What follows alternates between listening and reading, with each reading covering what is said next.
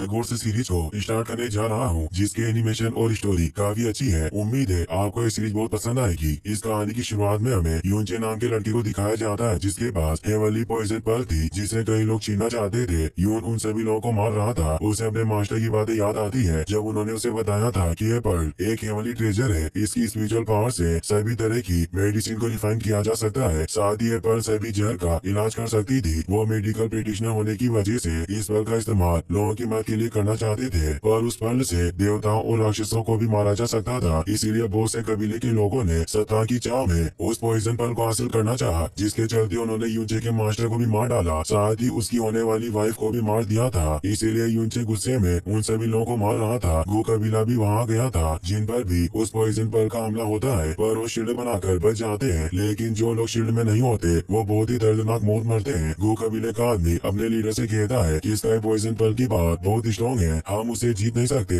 गु लीडर कहता है कि हम 3 दिनों से उस पर्ल की तलाश कर रहे हैं, अब हम पीछे नहीं हट सकते। तभी वो देखता है कि यूनचे क्लाउड क्लीपर है। वो तेजी से ऊपर पहाड़ पर जाने लगते हैं। यूनचे तेजी से लोगों को मार रहा था, पर इससे वो भी बहुत घायल हो चुका था। फिर भी हार नहीं मानता। वो अपने मास्टर को याद करते हुए कहता है कि आपने अपने जीवन में बहुत से लोगों की जान बचाई, पर इस पर्ल की वजह से आपको मार दिया गया। यहाँ तक कि मेरी पत्नी को भी मार डाला, जो सिर्फ मेरे साथ शांति से रहना चाहती थी। अब मैं इन लोगों को जिंदा नहीं छोड़ सकता। और वो उस पर्ल की पॉइजन पावर से एक ब्लास्ट करता है, जिससे वहाँ मौजूद सारे लोग मर जाते हैं। कुछ ही देर में वहाँ गु कबीले का लीडर भी आ जाता है। यूनचे वहीं खड़ा हुआ था, पर उन लोगों को लगता है कि वो मर गया, इसीलिए एक आदमी उससे वो पर्ल छीनने लगता है। तभी यूनचे अपनी आंखें खोल लेता है, जिससे वो बहुत डर जाता है। गु लीडर कहता है कि तुमने कई कबीले के लाखों लोगों को मार डाला, तुम एक दर्दनाक मौत के हकदार हो, लेकिन अगर तुम हमें ये वाली पॉइजन पर्ल सौंप दोगे तो मैं तुम्हें बिना कष्ट दिए ही मार डालूंगा। यूनचे कहता है कि ऐसे सपने देखना छोड़ दो, मैं तुम सभी को भी मार दूंगा। और उन्हें मारने के लिए आगे बढ़ता है, पर इतने सारे लोगों को मारने की वजह से पॉइजन पर्ल की पावर खत्म हो चुकी थी। गु ये हंसते हुए कहता है कि अब तुम हमारे हाथों से नहीं बच सकते। यूनचे उस पहाड़ से नीचे कूद जाता है, साथ ही वो उस वाली पॉइजन पर्ल को भी निकल लेता है। वो सभी लोग उसे रोकने की कोशिश करते हैं, पर रोक नहीं पाते। यूनचे लगातार नीचे गिर रहा था, तभी उसके गले में मौजूद लॉकेट एक्टिवेट हो जाता है, जिससे एक पोर्टल खुलता है और उसका वापस दूसरी दुनिया में पुनर्जन्म हो जाता है। यूनचे की जब आँख खुलती है तो जियो परिवार में होता है और उसका नाम जियोचे था। उसकी आंटी जियो लिंगसी पास बेटी रो रही थी क्योंकि वो काफी देर से होश में नहीं आ रहा था। जियोचे उसे रोने से मना करता है। जियो लिंगसी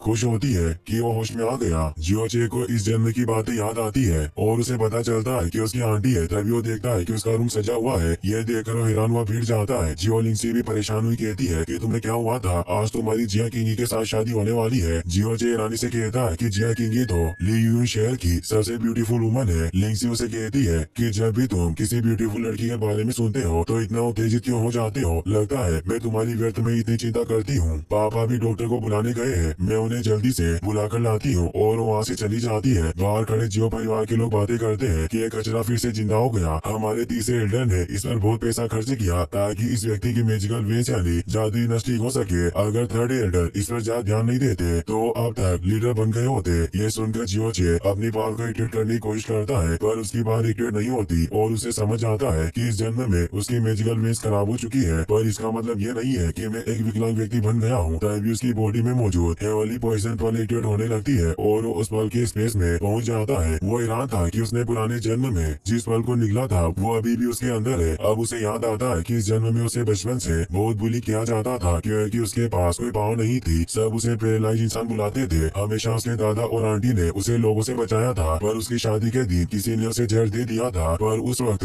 हेवनली पॉइजन पर्ल के एक्टिवेट होने की वजह से वो बच गया और उसे अपने पुराने जन्म की बातें भी याद आ गई थी। तभी वहाँ उसकी आंटी अपने डेट जियोली को भी लेकर आ जाती है, जो जियो फैमिली के थर्ड एल्डर थे। वो उसे पूछते हैं कि अब तुम कैसा फील कर रहे हो। जियोचे कहता है कि मैं ठीक हूँ। तो जियोली अपनी बेटी से पूछते हैं कि सुबह इसके साथ क्या हुआ था जो अचानक बेहोश हो गया। लिंगसी कहती है कि मैं भी नहीं जानती, इसने सिर्फ एक कटोरी दलिया खाया और ये तुरंत बेहोश हो गया। जियोली कहते हैं कि इसके पास मैजिकल वेस्ट न होने की वजह से इसकी तबीयत ठीक नहीं रहती, इसीलिए तुम्हें इसके खाने पीने का अच्छे से ख्याल रखना चाहिए। अब से तुम लापरवाही मत करना। जियोचे अपने दादा को कहता है कि आप चाची को इस तरह ब्लेम नहीं कर सकते। हालांकि मेरी मैजिकल वेस्ट अभी डिसेबल्ड है, लेकिन ये तियानजुआन वर्ल्ड बहुत बड़ा है। यहाँ नेचुरल मटेरियल्स का बहुत सारा ट्रेजर है, साथ ही प्रैक्टिस टेक्निक की कई सारी सीक्रेट्स बुक भी है। इसीलिए मैं जल्दी मैजिकल वेस्ट को ठीक करने का तरीका ढूंढ लूंगा। हम सब एक परिवार है, इसीलिए हमें मिलजुल कर रहना चाहिए। जियोली से खुश होते हैं क्योंकि आज वो बहुत समझदारी वाली बातें कर रहा था। लिंगसी भी हैरान थी। वो उसे कहती है कि दलिया खाने के बाद से तुम एक अलग ही तरह के व्यक्ति के रूप में बदल गए हो। पहले वो बहुत चिड़चिड़ा रहता था। जियोली कहते हैं कि बहुत देर हो चुकी है, हमें जल्दी से शादी के लिए निकलना होगा और वो शादी की तैयारियां करने के लिए चले जाते हैं। लिंसी अब उसे तैयार करते हुए कहती है कि तुम हमेशा से जल्दी शादी करना चाहते थे और आज तुम्हारी शादी होने वाली है, पर शादी होने के बाद में तुम्हारा ख्याल रखने के लिए तुम्हारे साथ नहीं रह पाऊंगी। जियोची सोचता है कि पिछले जन्म में मेरे पास ऐसी पावर थी जो स्वर्ग के खिलाफ थी, जिसे मैंने उन लोगों को खो दिया जिनसे मैं प्यार करता था। हालांकि इस जीवन में मेरे पास कोई मैजिकल पावर नहीं है, लेकिन उनकी जगह मेरे पास दादा और चाची है जो हमेशा मेरे साथ रहते हैं और मुझे प्रोटेक्ट करते हैं और मैं हमेशा से ऐसा ही जीवन चाहता था। लिंसी रोने लग जाती है। जियोचे पूछता है कि आपको क्या हुआ, तो वो बताती है कि तुम और जिया किंगी बहुत अलग हो, इसीलिए मुझे समझ नहीं आ रहा कि ये शादी करना तुम्हारे लिए अच्छा होगा या नहीं। जियोचे कहता है कि आप चिंता ना करें, मैं शादी से नहीं डरता। लिंसी कहती है कि मुझे एहसास हो रहा है कि तुम्हारे बेहोश होने के बाद से जब से तुम उठे हो तुम एक अलग ही व्यक्ति बन चुके हो। तभी एक आदमी ने बताता है कि शादी के लिए जाने का वक्त हो गया है। अभी वो यूएन सिटी के जियो सेक्टर में थे और बाहर सारे सर्वेंट जियोचे के आने का इंतजार कर रहे थे। तभी वहाँ जियो होंग आ जाता है। जॉन सभी से कहता है कि आज यंग मास्टर के लिए बहुत बड़ा दिन है, वो हमारे थर्ड एल्डर के ग्रैंडसन है। अगर उसके सर्वेंट इस तरह के आलसी होंगे तो मैं उन्हें कठोर सजा दूंगा। तभी जियोचे भी वहाँ जाता है। एक सर्वेंट जियोचे के बैठने के लिए पालकी के पर्दे को खोल देता है, पर जियोचे उसमें नहीं बैठता और वहाँ मौजूद घोड़े के पास आ जाता है। वो अंकलों से कहता है कि मैं इस घोड़े की सवारी करना चाहता हूँ। जियोंग बताते हैं कि मैजिकल हॉर्स है, ये अभी 4th level John elemental real का मैजिकल बीस्ट है, इसीलिए तुम्हारी करंट मैजिकल पावर के साथ मुझे लग रहा है कि तुम इसकी सवारी नहीं कर पाओगे। जियोची उनकी नहीं सुनता और जल्दी से उस घोड़े पर बैठ जाता है और जिसे गुस्सा हो जाता है क्योंकि मैजिकल बीस्ट होने की वजह से स्ट्रॉन्ग पावर वाले लोग ही उसकी सवारी कर सकते थे। वो जियोचे को नीचे गिरा देता है। सभी सर्वेंट उस पर हंसने लगते हैं। जियोचे सोचता है कि मैंने एक्सपेक्ट नहीं किया था कि मेरी मैजिकल पावर इतनी कमजोर होगी। तभी वहाँ जियो फैमिली के दूसरे एल्डर का बेटा जियो यूलोंग भी आ जाता है, जो जियोचे का कजन ब्रदर था। वो हाथ आगे करके उसे उठाता है। तभी जियोचे देखता है कि उसकी पॉइजन पल की पावर एक्टिवेट हो गई है क्योंकि यूलोंग के हाथ में अभी भी वो जहर था जो जहर जियोचे को दिया गया था। इसे वो समझ जाता है कि यूलोंग ने ही उसे जहर दिया होगा। अब यूलोंग का भाई जियो यांग भी वहाँ गया था। जियोचे उन्हें कुछ नहीं कहता। यूलोंग अपने भाई को साफ करता हुआ दिखावा करता है कि वो उसकी केयर करता है। वो कहता है कि भाई आपकी जादुई शक्तियों का इन मैजिकल बीस्ट से कोई मुकाबला नहीं है, इसीलिए आप इसे कंट्रोल नहीं कर सकते। आज का वेडिंग रिसेप्शन एक ग्रेट इवेंट है, इसीलिए सुरक्षा की वजह से आपको इस स्टेचर पर राइड करनी चाहिए। जियोचे कहता है कि आज का वेडिंग रिसेप्शन हमारी जियो फैमिली की रेपुटेशन का सवाल है, तो यूलोंग अपने भाई यांग को एक घोड़ा लेकर आने को कहता है। जियो यूलोंग अपने भाई से कहता है कि आज तुम्हारे हाथ यूएन सिटी का सबसे कीमती मोती लगने वाला है। शादी के बाद तुम बहुत अमीर बन जाओगे, इसीलिए मैं आज बहुत खुश होने के साथ जेलस भी महसूस कर रहा हूँ। जियोचे कहता है कि आप क्यों मजाक कर रहे हो, तुम हमारे परिवार का गौरव हो, इसीलिए मैं चाहे कुछ भी कर लूँ पर मैं तुम्हें जेलस फील नहीं करवा सकता। यांग वहाँ एक घोड़े को लेकर आ जाता है। अब जियोचे वहाँ से घोड़े पर बैठकर शादी के लिए निकल जाता है। उनके जाते ही यूलोंग अपने भाई को चाटा मारता है। यांग कहता है कि मैंने उसके खाने में जहर डाल दिया था और वो दलिया खाते ही नीचे गिर गया था। मैं नहीं जानता कि वो फिर से जिंदा कैसे बच गया। यूलोंग कहता है कि तुम्हारी वजह से जिया किंगी अब मेरी नहीं होगी। यांग कहता है कि किंगी की शादी हमारी फैमिली में हुई है, इसीलिए हम जियोचे को किंगी के बिल्कुल भी करीब नहीं जाने देंगे। जियोचे सभी के साथ जिया फैमिली की तरफ बढ़ रहा था। पूरे शहर में आज खुशी का माहौल था। लोग बातें करते हैं कि भले ये हैंडसम हो पर ये एलिमेंटल असेशन रियल के फर्स्ट लेवल पर भी नहीं पहुंच पाया, इसीलिए लोगों को समझ नहीं आ रहा था कि जिया किंगी इस निकम्मे लड़के के साथ शादी क्यों कर रही है। लोग बातें करते हैं कि जिया किंगी के पिता का जियोचे के पिता जियो यिंग पर एक एहसान था, इसीलिए इनकी अरेंज मैरिज पहले तय कर दी गई थी। तभी वहाँ एक बहुत बड़ा मैजिकल बीस्ट भागते हुए आता है और इधर उधर तबाही मचाने लगता है। ये देखकर जियो होंग जल्दी से आगे आकर उस मोटे राक्षस पर हमला करके उसे दूर फेंक देते हैं। तभी वहाँ उस मोटे राक्षस का मालिक भी आ जाता है जो लियो सिटी का यंग मास्टर यूएन था, जो भी काफी मोटा होता है। वो उन सभी से कहता है कि वास्तव में एक स्टूपिड एनिमल है जो इसने जियो फैमिली की द्वारा का रास्ता रोक लिया, इसीलिए जियो होंग मुझे क्षमा करे। होंग उसे कहते हैं कि अगर तुम माफी चाहते हो तो जल्दी से हमारे रास्ते से हट जाओ। यूएन कहता है कि पागल जानवर कल से स्टोरेज में था, आमतौर पर ये काफी सॉफ्ट होता है पर आज न जाने क्यों ये इतना क्रेजी हो गया। हो सकता है कि तुम्हारी वजह से ऐसा हुआ हो। लोग बातें करते हैं कि मास्टर यूएन लंबे समय से जिया किंगी को पसंद करते हैं, इसीलिए वो जानबूझकर जियोचे को परेशान करने की कोशिश कर रहा है। जियोचे भी ये सुन लेता है। अब वो मोटा यूएन कहता है कि आज जियो फैमिली के लिए एक बहुत बड़ा दिन है और ये मॉन्स्टर तुम्हारा रास्ता रोके हुए है, पर यंग मास्टर में इतनी पावर नहीं कि ये इस मॉन्स्टर को पार कर सके। फिर भी हमारे शहर की सबसे ब्यूटीफुल वुमन के साथ शादी करना चाहता है, क्या ये सब अनुचित नहीं है? अगर आज जियोचे इस निकम्मे जानवर को आगे से हटा देंगे तो मैं खुद ही शहर के सभी लोगों को इस शादी में इन्वाइट करूंगा। सभी लोगों को भी उसकी बात सही लगती है। जिया होंग गुस्से में कहते हैं कि तुम्हें हमारी जियो फैमिली की वेडिंग में इस तरह तमाशा नहीं करना करना चाहिए। जियो अपने अंकल से कहता है कि आप चिंता ना करें, मैं सब कुछ संभाल लूंगा। जियो उसे बताते हैं कि ये मॉन्स्टर एक मैजिकल एनिमल है और